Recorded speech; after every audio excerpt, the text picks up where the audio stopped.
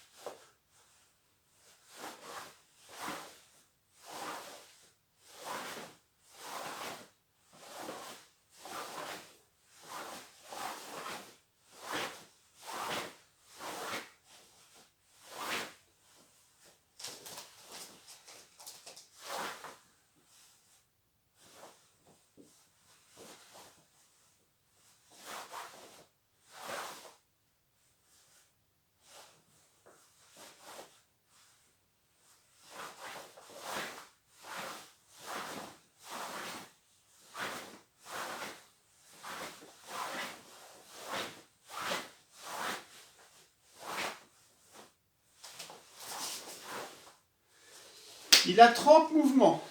30 mouvements, mais on peut le scinder. On peut faire un striking set 1, un striking set 2. Mais je vous montre l'ensemble. Donc on va commencer avec les explications. Donc on démarre, position du cavalier. Je vous remontre comment on la trouve ici. Pour pas qu'elle soit trop grande, on écarte d'abord les talons, les pieds et retalons. Et on casse les rétroversions du bassin. Les bras en équité, au niveau des hanches. Première technique, c'est coup de poing direct au niveau du visage. Pensez à être bien 45 degrés, pas complètement pivoté. Je ne vous explique pas, vous connaissez le pourquoi. À partir d'ici, je vais rouler sur mon coude et je vais faire un huracan. Alors quand je fais huracan, ici je pense au petit mouvement à la fin. Donc c'est direct, 1, 2. Maintenant j'enchaîne par un crochet. Donc je sors légèrement et je viens faire un crochet, je visualise ma tempe, je fais un crochet. Une fois que je suis sur le crochet ici, je repasse de mon coude devant et je descends, comme si je venais faire un coup de marteau sur le nez. À partir d'ici, je remonte, je baisse légèrement, je remonte pour faire un uppercut. Une fois que j'ai fait mon uppercut, je fais un mouvement intérieur-extérieur, comme si je visais le nez, intérieur-extérieur et extérieur-intérieur. Je rebaisse un petit peu, je reviens faire un uppercut, mais cette fois-ci dans la gorge, avec la patte de léopard. C'est-à-dire que j'ouvre mes doigts ici et je viens percuter au niveau de la gorge. Donc je remonte. Coup de poing direct, huracan, crochet, marteau, uppercut, marteau, marteau, uppercut dans la gorge en patte de léopard. On fait la même chose de l'autre côté.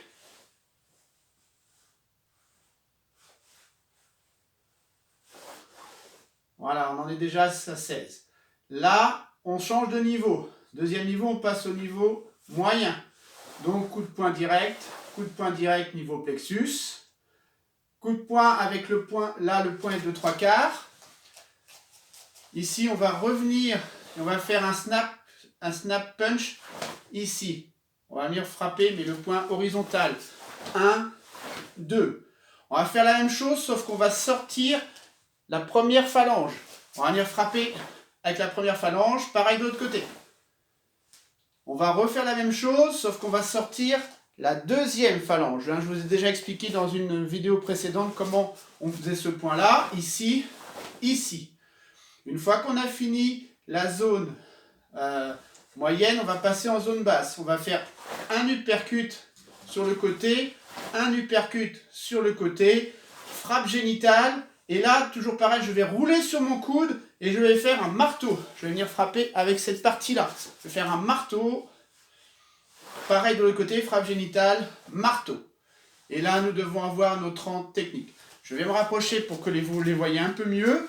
Donc, direct, huracan, crochet, marteau, uppercut avec le poing, marteau, marteau sur le nez, uppercut avec la patte de léopard. La même chose de l'autre côté.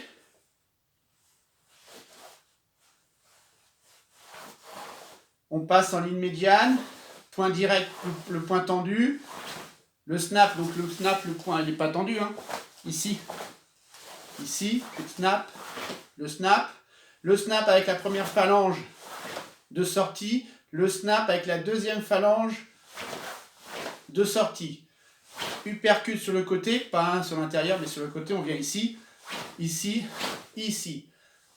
Cacahuète, marteau, frappe en bas, frappe génitale, marteau. Alors après cet exercice, il faut le faire de façon fluide, hein, c'est-à-dire qu'on est là, on enchaîne nos frappes.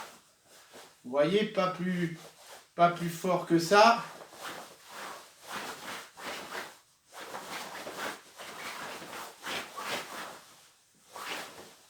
Alors, il faut trouver une certaine fluidité. Et après, il faut le travailler forcément avec la hanche et à chaque fois remettre un coup de hanche pour accentuer la frappe. Ici, là, même chose de l'autre côté. Et là, ici, snap, fouetter, un fouet, on va dire un fouet. Hein. Ici, la même chose avec la première phalange. La même chose avec la deuxième phalange. Ici, 1, 2, 1, 2. Donc dans un premier temps, trouvez l'enchaînement, scindez-le en deux. Hein. Il y a 30 mouvements, donc vous en faites une quinzaine, 16. Vous scindez en deux, vous le travaillez très fluide. Il faut rechercher cette fluidité. Et après, il faut trouver la correspondance avec l'impact. C'est-à-dire que je suis en punch ici. Comment je passe de mon punch en huracan en faisant travailler tout mon corps. Donc je suis en punch ici. Là, la hanche tire et j'en viens au huracan. D'accord? Imaginez, j'ai punché l'adversaire, il vient bloquer. Je vais rouler sur mon coude pour venir le frapper sans faire d'appel, sans faire 1, 2.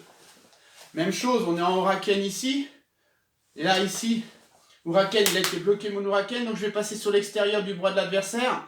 Et là, je vais passer en crochet. Ici, huracan, en crochet. Du crochet, mon adversaire a bloqué mon bras. Donc ici, je descends. Pareil, je tire avec la hanche. Mon coude, je descends. Et dans cet exercice, toujours penser des contractions, des contractions. Voilà le drill. Je vous le refais une dernière fois. 1, 2, pensez au petit mouvement de poignet. 3, 4, 5, 6. J'en ai oublié un. Je recommence.